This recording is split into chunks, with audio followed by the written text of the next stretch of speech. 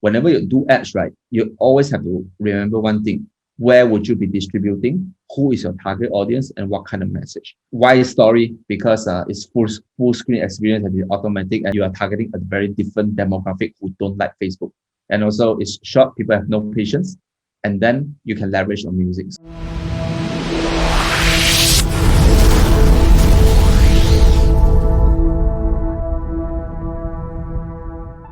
So I want to show you exactly how do you select IG story as your placement. Whenever we do ads, right, when we come here, this is the campaign, and then we go to ad set and do the setting. Here at the ad set level, what you can do is you can select your audience, which is the targeting, which I won't go through today. Okay, here's the part that everyone misses, which is placement. I think most people, I tell you, they will use automatic placement. Why? Because they didn't think it mattered. But if you think about it, let's click on manual placement. You see, if you don't go and choose it manually yourself, Facebook is actually distributing all your ads on this different platform. Now, when we say feed, Facebook news feed, right? There's a lot of other different ones like Instagram feed, right? Facebook Marketplace, Instagram Explore, blah blah. Now, is it the more the better? My suggestion is if your video is you're doing a vertical video, right? It usually won't work in other platforms and it will create you trouble as well. So if you are doing IG story, make sure you do this. Click on manual, and then first thing you just uncheck the whole feed here. When you uncheck this, all of this will be gone. Okay, don't use newsfeed at all. And then for story, well, I have tried. Facebook story don't work so well, so just don't want to use it. I leave this check. Another thing is in-stream video. This is something that I don't like because it's very interruptive. In-stream video basically means that when people are watching a video, your ad will show up in that video. Okay, I don't like it because it's very intrusive, and usually I will wait for the video to just play until, and I just skip it like YouTube like that. So my thing is don't use it as well. And there's a limit. They only allow you 15 seconds. So if your video is longer than 15 seconds, it won't work. So don't use. Search, I don't use as well. In article, I don't use. App and site, I don't use. Because there's a lot of things that's cooperating with Facebook to put all this. Now, is it the more the better? No, I don't. I think sometimes less is more. More targeted is better. If I'm running a picture ad, then you go ahead and put in every single one. But right now we're talking about IG story, the vertical video. So vertical video only for IG story. Think about that, always medium. The medium right now is Instagram story. So your video is designed to be vertical like this. Okay, see that is full screen. What you need to do next is just go to the ad. Let's say if I want to upload the video, I just click add video and I click upload. And you can see it's actually full screen experience. And the call to action button is here. For it to work, guys, you see this keep watching. Because your video is more than 15 seconds, the customer has to click keep watching, then only they can continue to play the video on. If you want to be more accurate, you can actually put a small arrow here to ask them to click keep watching so that they can keep watching that. When you're running IG story ad, right, you don't need to write any copywriting because it doesn't show up. So pretty much, then you ask me, then where is the copywriting of my ads? Inside the video. So which is why when you understand the concept of MMM, you know what to tell your client. Then here is all your copywriting. You can see all my design, right? My word is all in the center one. So this is how you actually set the ad running it.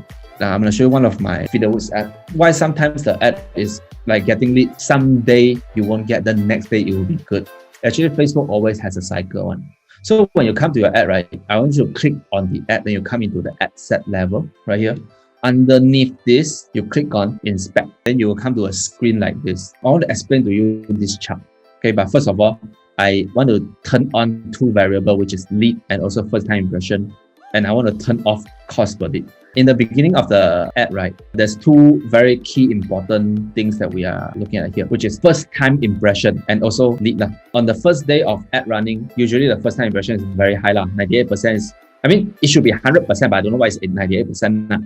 See, the next day, it becomes 100% already. See that? So when it becomes 100%, I get 7 leads on that day. The next day, I want you to look at the first time impression. I want to go very narrow here. First time impression drop to 79%. See that? The number of leads get lesser.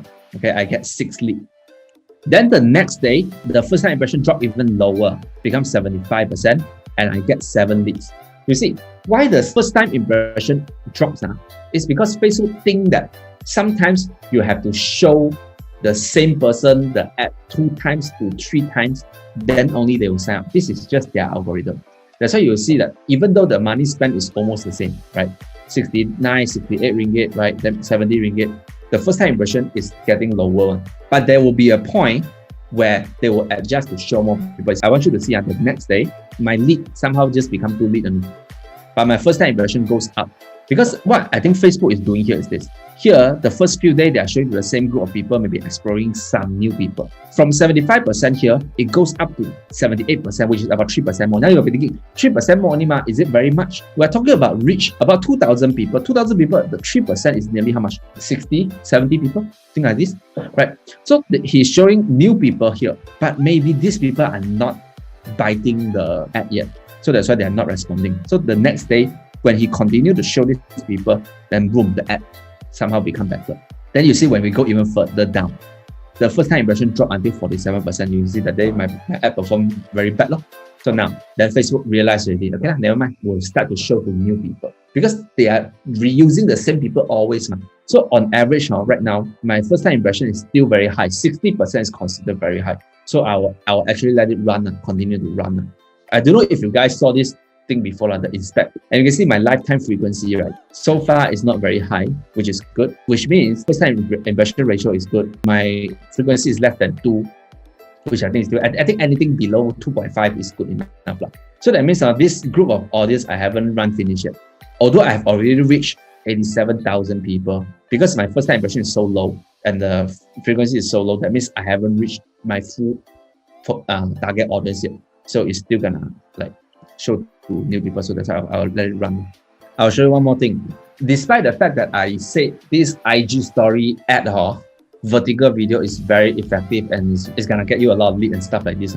But the key variable here is not about how accurate is your targeting. It's about your video. How do you create a video that is so attractive that people would want to watch? I would say instead of spending too much time on the targeting, I would suggest you to spend more time to make your video look good. Because if your video sucks, the ad won't work. So what's the good statistics? You just always look at this. There's a view setup, right? Beside here, this one, 3 vertical line is actually performance. And I want you to click on this video engagement. I want you to look at one thing, which is this true play. True play basically means if your video actually go on for about 15 seconds. I want you to look at my true play ratio. They didn't show it here, but I have to do it manually. Among the 145,000 impressions that I show, I have 19,000 true play. My head tells me this is 13%.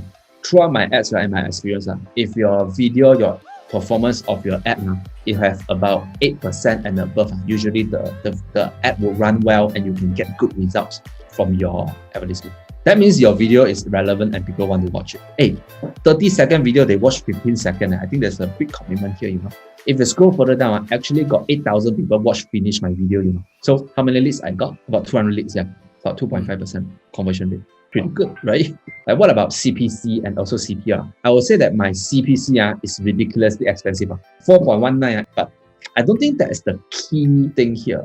Because I know what I'm doing here. People are watching video. This is the cost per link click. Okay, so that means they click the sign up button.